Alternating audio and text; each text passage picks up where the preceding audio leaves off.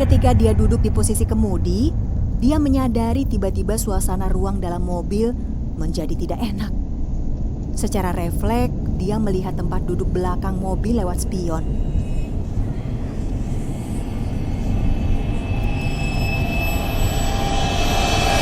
Terlihat di situ ada sesosok wanita yang terduduk diam.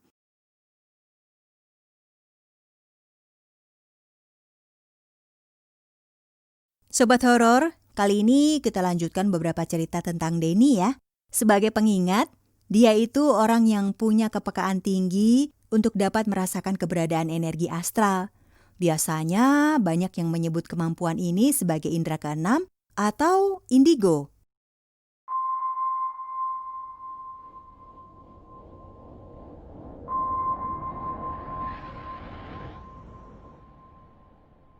Gue punya banyak banget cerita tentang hal mistis dan supranatural dari dia.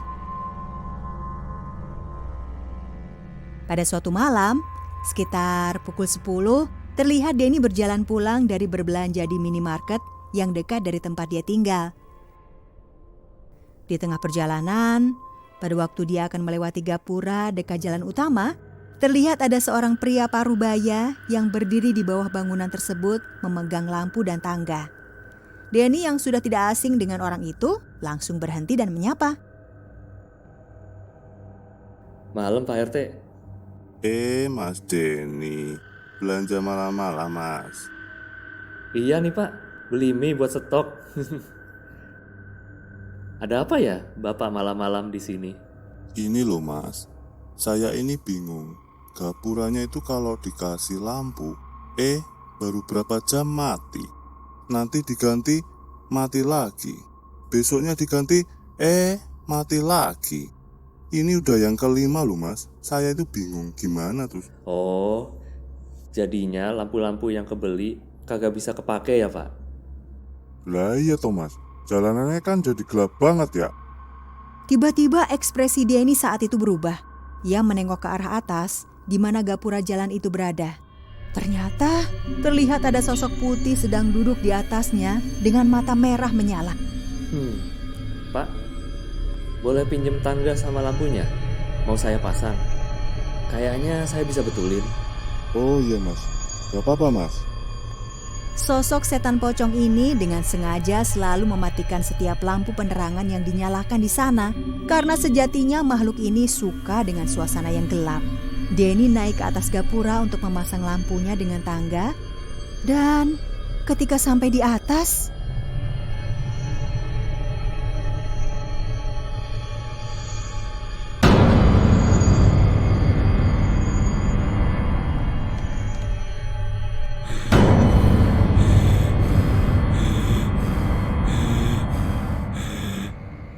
Udah nih Pak RT. Harusnya sih udah gak apa-apa. Ditinggal aja Pak.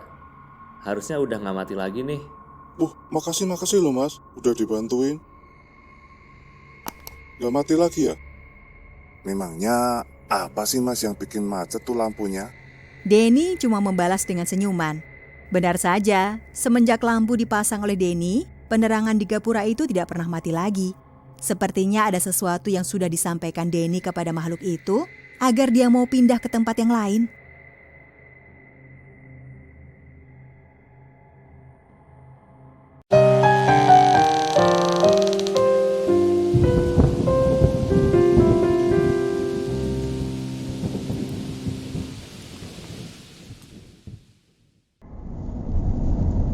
Denny juga cerita, kadang kalau dia pulang dari kantor malam hari, sesuatu mengikutinya di perjalanan. Ketika dia duduk di posisi kemudi, dia menyadari tiba-tiba suasana ruang dalam mobil menjadi tidak enak. Secara refleks, dia melihat tempat duduk belakang mobil lewat spion. Terlihat di situ ada sesosok wanita yang terduduk diam, menunduk, tetapi dengan penampilan yang mengerikan. Kemeja yang dipakainya sebagian terkena darah yang mengering dan bagian kepalanya seperti terluka parah, setengah hancur dengan mata yang keluar dari kelopaknya. Seperti biasa, Denny tetap terlihat tenang. Kenapa ngikutin saya? Sosok itu mendongak dan melihat ke arahnya. Sosok itu sama sekali tidak membuka mulutnya. Tapi entah kenapa, Denny bisa mendengar sayup-sayup suara di samping telinganya. Tolong saya. Kalau situ pengen nakutin saya, pergi aja, percuma.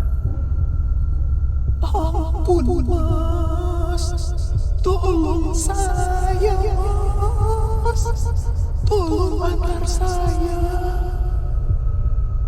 Situ dari flyover tadi kan? Dia merasa iba dan ingin membantunya. Tolong antar saya ke tol pondok kecil mas. Denny berpikir mungkin dia adalah arwah atau apalah itu yang mengalami kejadian naas ketika berada di sekitar flyover yang baru saja dilewatinya. Denny membelokkan mobilnya ke arah jalan raya pondok kecil yang dimaksud oleh sosok hantu perempuan tadi.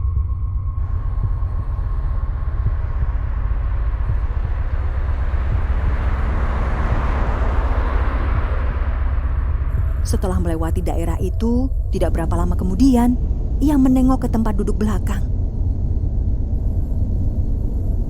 Dan sosok itu sudah tidak ada lagi. Sepertinya arwahnya masih bergentayangan. Karena pada waktu menemui ajal, ada sesuatu yang belum selesai.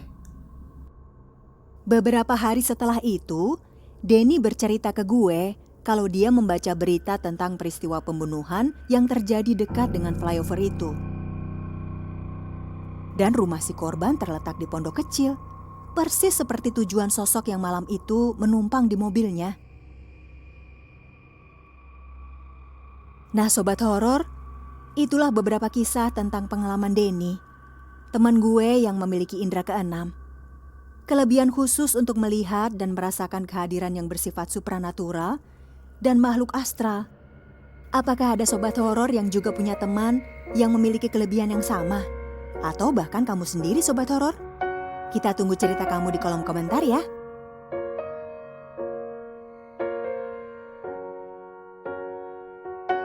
Kisah yang sudah gue sampaikan tadi adalah cerita yang idenya datang dari kisah nyata pengalaman temen gue sendiri. Gimana menurut lo? Share di kolom komen ya. Dan kalau menurut lo kisah ini menarik, silahkan juga share ke teman yang lain. Kami akan sering berbagi kisah-kisah seperti ini dengan tampilan animasi Sobat Horor. So, jangan lupa like, subscribe, dan klik lonceng notifikasinya supaya kamu selalu tahu kalau ada video terbaru dari kita. Makasih banyak Sobat Horor.